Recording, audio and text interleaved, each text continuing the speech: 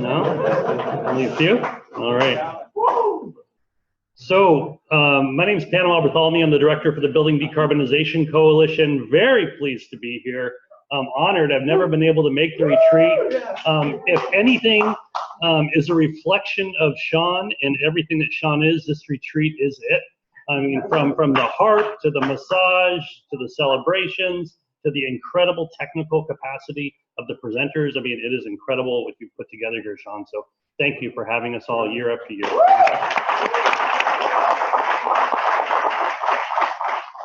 So I run an organization called the Building Decarbonization Coalition. Many of you are in that coalition. Thank you for your membership and support.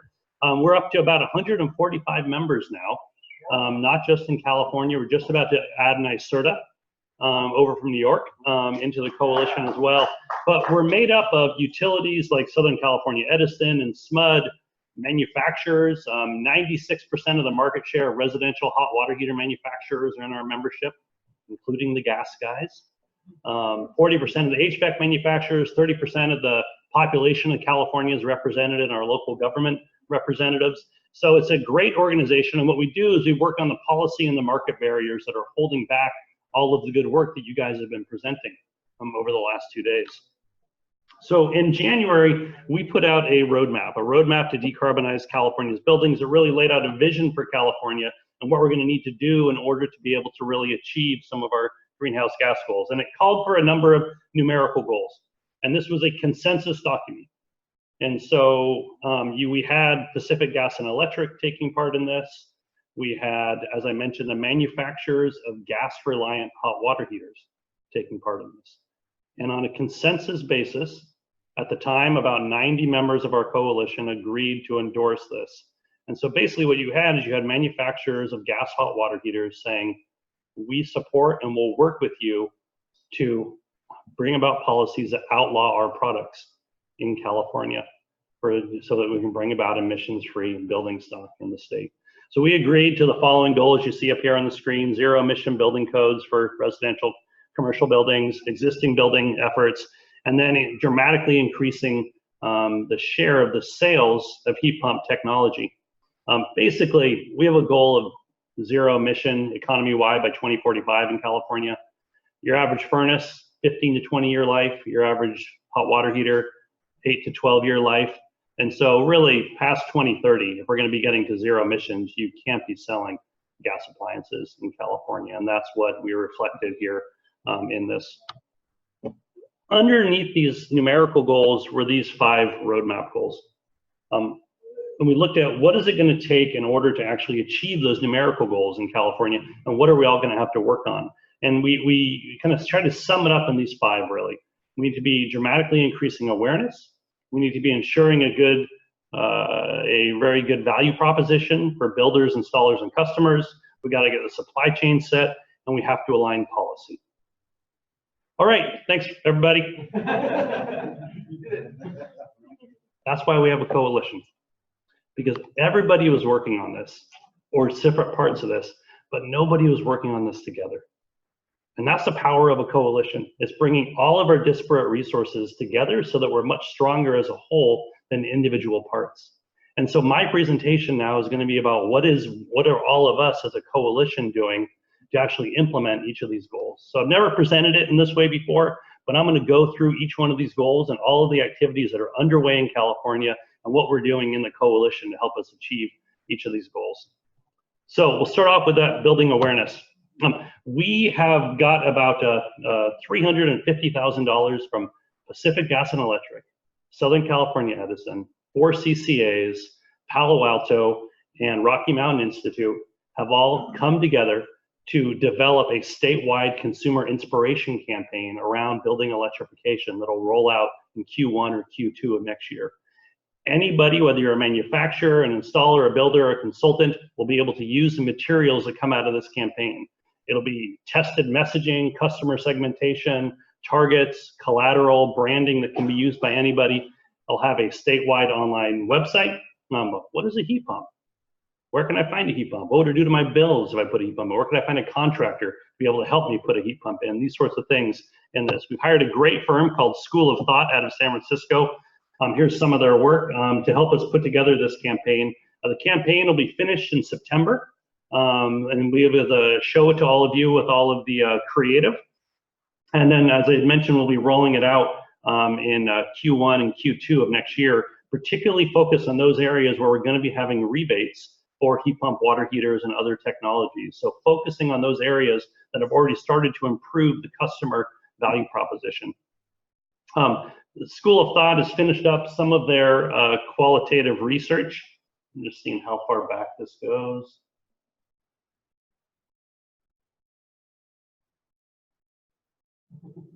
School of Thought has already finished some of their qualitative research, and some of the stuff isn't, I think, really surprising to those of us that work in this space, but carbon doesn't move people. You know, talking about carbon is not a big motivator for action and actually moving people. And so the School of Thought did a massive research project on all of the existing research on customer preferences around building decarbonization. And so we can share that report for you. Anybody working on messaging around building decarbonization, we now have probably the most comprehensive desk study of all the different consumer preference research that's been done out there on building decarbonization, how people feel about electricity versus gas, et cetera. And so the campaign is going to be not one focused on carbon, but more about things that actually resonate with people. And really being able to connect the idea of home electrification with different customer groups and where different customer groups are coming from and what moves them, and moving them to more of a message of a healthy California and what is their role within their community on that. The second campaign we'll be rolling out is focused on induction cooking. It will be a food media based campaign, bringing in chefs and food media, working through food media of online, in print, TV, radio, and then food events. We're talking about the benefits of all electric cooking with induction cooking and getting it out on the ground. East Bay Community Energy is one of our first partners in this, and they're going to be developing a mobile cart to be taking around to farmers markets all over the East Bay and having induction stoves right there for people to be able to use and start to actually try out. Because I think with induction cooking, it's kind of like the electric car of your kitchen. Like once you give it a test ride, like you'll never go back.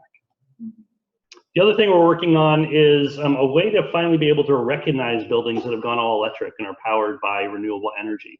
And so a big part of the green building movement of the last decade was LEED and the ability to put up on your building and to be able to show off a little bit, or photovoltaics and electric vehicles. It's nice to have it on your roof or in your garage or in front of your house. Gotta have it in front of your house, not in your garage. And so we're gonna be developing a recognition program for all electric buildings. So we'll be able to recognize those homes, those buildings, those developments that have gone all electric. And home builders in particular have said, we want something like this to be able to differentiate us from the gas guys that are building against us. Full electric award, are you bringing it back, or that's the example? That's an example. Yeah, it's an example. For the purposes of time, I'm going to combine the value propositions of customers and then installers and builders and what's happening. They are different and they are slight changes, but there's slight things you want to do differently in order to ensure the value proposition. But for the purposes of the time, I'll include this. Pierre went over Senate Bill 1477 and the $200 million coming out of that, and the self-generation incentive program, which is about $650 million over 5 years. And if we can get about 200 million of that for grid-connected heat pump water heaters, that's basically like a California Solar Initiative program for heat pump water heaters. And then Pierre just briefly talked about the three-prong test, but I think the way that I like to think about three prongs is next week on Thursday, we are going to legalize electrification in California. The Public Utilities Commission is going to take a vote that's going to open up the largest sum of money in the world for energy efficiency to fuel switching. Southern California Edison has said they've seen enough just in the proposed decision that they are all in, and they're throwing a ton of their energy efficiency money into a brand new heat pump water heater program for their territory. So you can do all those incentives, but if the rate structures don't work, you still have particularly low-income communities really struggling with being able to make all-electric homes actually pencil out. And so we've hired former CPUC Commissioner Mike Florio to lead a 6-month conversation across California with communities and advocates to be able to start to come together around a rate reform strategy for California to be able to get rates and to have prepare us to be able to go to the PUC and work with utilities to get the kind of rates that are actually going to be beneficial for electrification in California. It's not going to do us any good to electrify all these buildings and then all of a sudden have a backlash of people paying more because of it. So we need to get rate structures that actually reward us for going all electric. And so you can get the incentives together, you can get the rate structure together, but particularly for low-income communities, that 35% of the cost of the appliance still leaves you having to pay that 65%. And so we are bringing together, I think, a superstar team of Dr. Holmes Hummel, former PUC staffer Gene Clinton, and Bruce Mast to lead a 6-month conversation on developing an inclusive financing program model for California.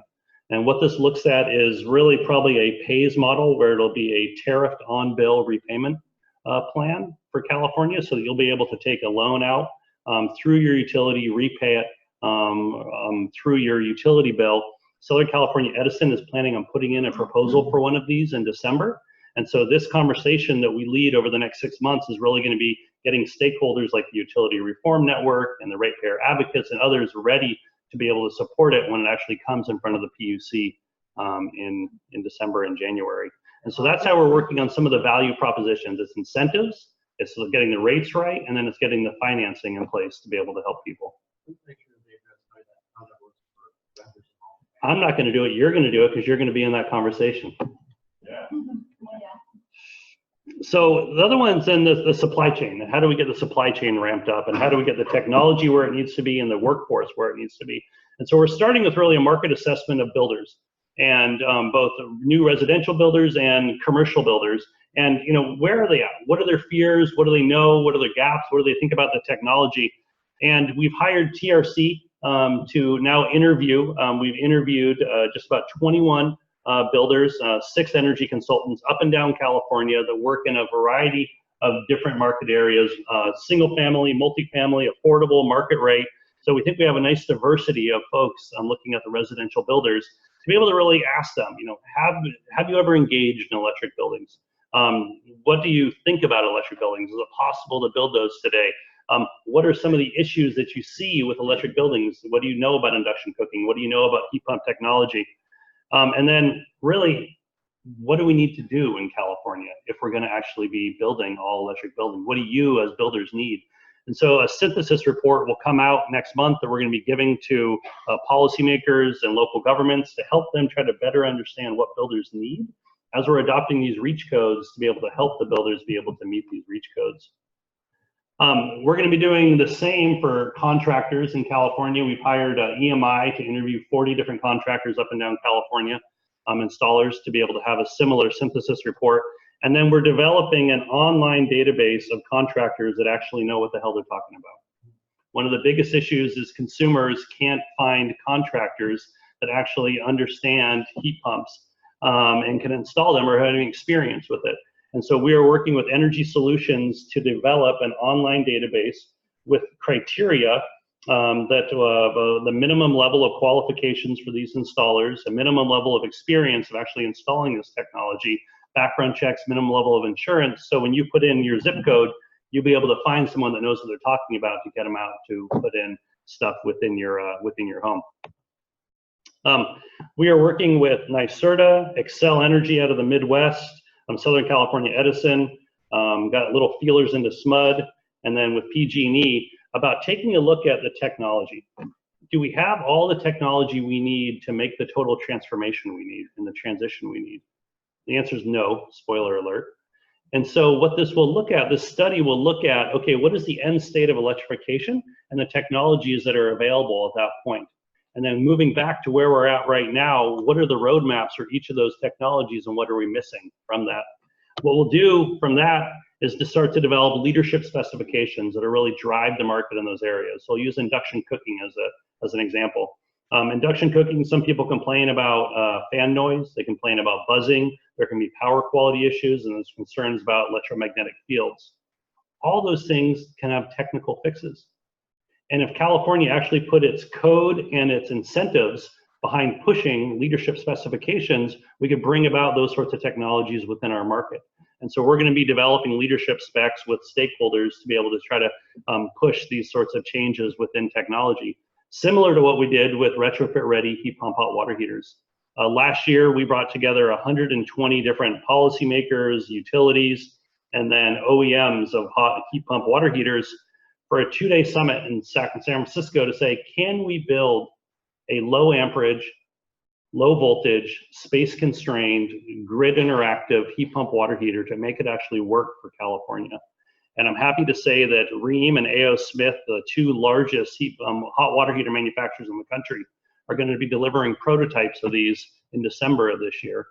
And I was just down in Atlanta last week at Rheem headquarters, and they were handing out the prototypes to their staff last week to start to try at home. So it's a 10 amp. You can plug it into any 110 outlet, space constrained, totally grid interactive heat pump water heater. Won't require a panel upgrade in order to plug it in. Did you say space constrained? Yeah. Say it again. They're gonna make Space constrained. They're going to have two. They're going to have both space contained and non-space constrained. You did it. We are working with the Bill Worthen Foundation, the William Worthen Foundation, to develop a commercial building electrification practice guide. One of the biggest issues on the commercial side is we just do not have designers that know how to deliver these sorts of buildings. So we're going to be working with the Bill Worthen Foundation, similar to their on-site non-potable water reuse practice guide. It'll be a really beautiful, architect-friendly, designer-friendly type of practice guide to help people figure out how to develop these buildings. And then if you do need your panel upgraded, which we do in California, we are going to be digging into this issue. And so on coastal California, homes that don't have air conditioning generally have undersized electrical panels. And when we're looking at adding in electric vehicles, heat pump water heaters, air source heat pumps, and induction stoves, we're maxing out capacity on those panels. And so we're going to have to figure out a way to deal with that. This is my old panel. We have no idea how many of these panels are out there. We have no idea about the neighborhood infrastructure up to the neighborhood transformer and what the costs of electrification and the grid impacts of that are going to be. And so we've hired the great firm GridWorks, who's going to be digging into it this year. And we're going to have a 2-day summit in the beginning of the 4th quarter to go over what is the scope of the problem, what are some of the solutions, what are the costs, and then we're going to I'll have that in a report by the end of the year for policymakers about here's how we're going to have to pay for this. Here's how we can avoid some of these costs through things like demand response, smart panels, smart plugs, and the like. We're working with Owen on a research agenda, a 5-year research agenda for building decarbonization. What are the big outstanding unknowns in building decarbonization that need to be answered? And then lastly, aligning policy. And I'll just quickly finish here because I think it's some of the most inspiring stuff. The governor's budget put aside $1.5 million to develop a fossil-free plan for California. The first time any governor has ever developed is going to develop a plan for a state about how to turn the entire economy fossil fuel free. The very next day, he tweeted this out about how we need to be able to build a future beyond fossil fuels. I think we're finally getting the administration we need to be able to be friendly to the mission of what all of us decarbonizers are trying to carry out. And so whether it's at the Energy Commission and their move to start to regulate time-dependent source energy, or whether it's all of our work at the local government through the partnerships of NRDC and Sierra Club with all the local governments, what we're starting to see is finally some of the action that we need in order to be able to reach our goals. And what Berkeley did was amazing. And I think for all of us, what should be truly inspiring is some of the testimony there. This is a picture of the representative of Pacific Gas and Electric. He was the 3rd person to testify at Berkeley. Pacific Gas and Electric is the 5th largest distributor of natural gas in the country. And this guy stood up and literally said, we support Berkeley. We support Berkeley's, why Berkeley's trying to do this. And we support any local government that will be adopting reach codes that will restrict the growth of our gas infrastructure. The 5th largest distributor of natural gas. 2019 is going to be the year that we look back on as when it all started to change for us. And we're not alone. It's happening in the Northeast. It's happening in New York. It's happening in Washington, D.C. It's happening in Massachusetts. And it's happening in Europe. where the UK has said as of 2025, no more new homes heated by gas, and the Netherlands, as we heard earlier, is going completely gas-free. And so I think what, the power of a coalition is doing more than what we can do by ourselves. It's coming together at events like this so we continue to be inspired by each other and by our collective efforts. That consumer inspiration campaign I mentioned, Palo Alto is putting in $15,000 for that. They're getting the benefit of a $350,000 mass marketing study for their efforts. That's the power of a coalition. Power of a coalition is being able to go up in front of the PUC and say 95% of the market share of hot water heater manufacturers supports this program. And all of these architects and design firms and local governments and utilities are all together working on it. That's the power of a coalition. So I want to thank you all for the last year of putting together this coalition and working to make such a seminal difference in California, because 2019 is going to be the year we look back at is when it all started to change. Thank you all.